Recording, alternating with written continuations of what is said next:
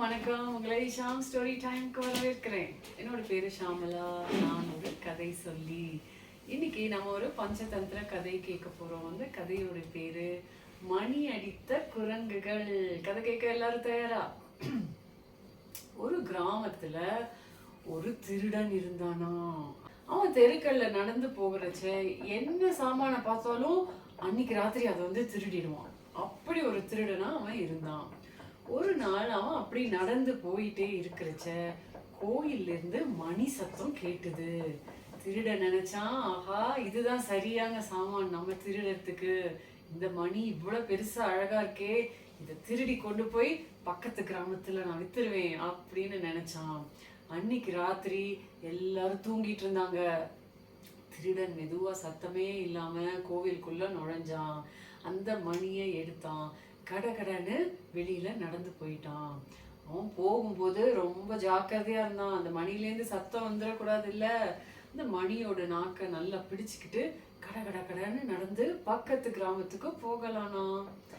அந்த கிராமத்திலேருந்து பக்கத்து கிராமத்துக்கு போக ஒரு காட்டு வழியா தான் போகணும். கடகடன்னு இந்த திருடன் நடந்து போயிட்டே இருக்கிறச்ச ஒரு புலி கிட்ட மாட்டின்ட்டான். அந்த புலி கடகடன்னு இவனை துரத்த ஆரம்பிச்சிருச்சு. அந்த மணி வேற ரொம்ப கனமா இருந்ததா, அதை தூக்கிட்டு ஓட முடியாம ஓடினான் திருடன்.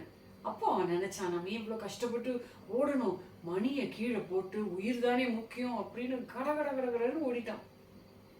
புலி முடிஞ்ச வரைக்கும் துரத்தி பார்த்துச்சு. அப்புறம் முடியல, அதுவும் விட்டுருச்சு. திருடன் தப்பிச்சிட்டான். ஆனா இப்ப காட்டுல என்ன இருக்கு? ஒரு மணி இருக்கு. பக்கத்துல ஒரு மரத்துல ஒரு பெரிய குரங்கு கூட்டம் இருந்துதான்.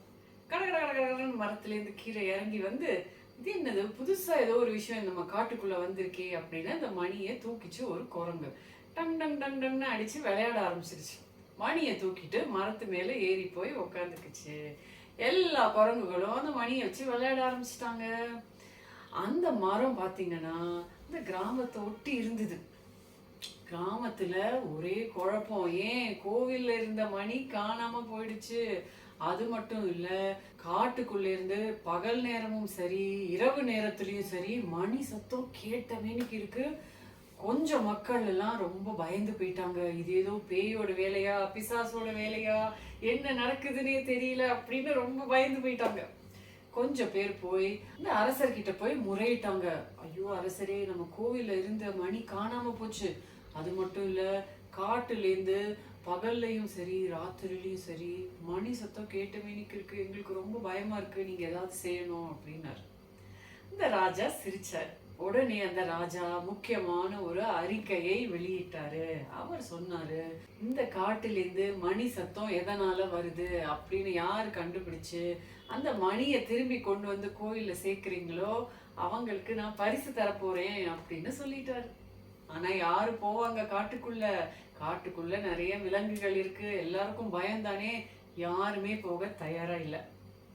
ஆனா பாத்தீங்கன்னா அந்த கிராமத்துல ஒரு வயதான முதிய பாட்டி இருந்தாங்க. அந்த பாட்டி நினைச்சாங்க, இந்த பிரச்சனையை நான் தீர்த்து வைக்கிறேன் அப்படின்னுட்டு ஒரு நாளைக்கு காட்டுக்குள்ள மெதுவா நடந்து வந்து அந்த பாட்டி என்ன நடக்குது இங்க, மணி சத்தம் எங்க இருந்து வருது அப்படின்னு பார்த்தாங்க. உடனே அவங்க கண்ணுல அந்த குரங்கு கூட்டம் பற்றுச்சு. அதுல ஒரு குரங்கு கையில தான் அந்த மணி இருந்தது. அவங்க எல்லாரும் அதை விளையாடிட்டு இருந்தாங்க. பாட்டிக்கு தெரிஞ்சு போயிடுச்சு இந்த பிரச்சனையை எப்படி தீர்க்கணும்னு. மறுநாள் காலையில கடத்தெருவுக்கு போய் ஒரு கூட நிறைய பழங்கள் காய்கறி எல்லாத்தையும் வாங்கிக்கிட்டு அந்த பாட்டி காட்டுக்குள்ள திரும்ப வந்தாங்க. சரியா அந்த மரத்துல, எந்த மரத்துல குரங்குகள்லாம் அந்த மணி வச்சிருந்ததோ அதே மரத்தடியில படுத்து தூங்குற மாதிரி நடிச்சாங்க. கூடைய திறந்து பக்கத்திலேயே வச்சிருந்தாங்க. என்னாச்சு, குரங்குகள் எல்லாம் கடகடன்னு மரத்திலேருந்து கீழே இறங்கி வந்து ஒவ்வொன்றும் ஒரு பழம் ஒரு காய் எல்லாத்தையும் எடுத்து சாப்பிட ஆரம்பிச்சுது. பாட்டி ஓர கண்ணால பார்த்துக்கிட்டே இருந்தாங்க, அந்த மணி வச்சிருந்த குரங்கு வருதா அப்படின்னு. சரியா கொஞ்ச நேரத்துல அந்த குரங்கும் கீழே இறங்கி வந்துச்சு. அந்த பழக்கூடைய பார்த்தோன்னா டம்முன்னு மணியை கீழே போட்டுட்டு பழத்தெல்லாம் எடுத்து சாப்பிட ஆரம்பிச்சுது. இதுதான் சரியான சமயம்னு பாட்டி முழிச்சு எழுந்து டபக்குன்னு அந்த மணியை கையில பிடிச்சுக்கிட்டாங்க. கடன்னு நடந்து நேர ராஜாவோட அரண்மனைக்கு போனாங்க. ராஜா கையில இந்த மணியை கொடுத்துட்டு நடந்தது எல்லாத்தையும் சொன்னாங்க. ராஜாவுக்கு சிரிப்பு பொறுக்கல.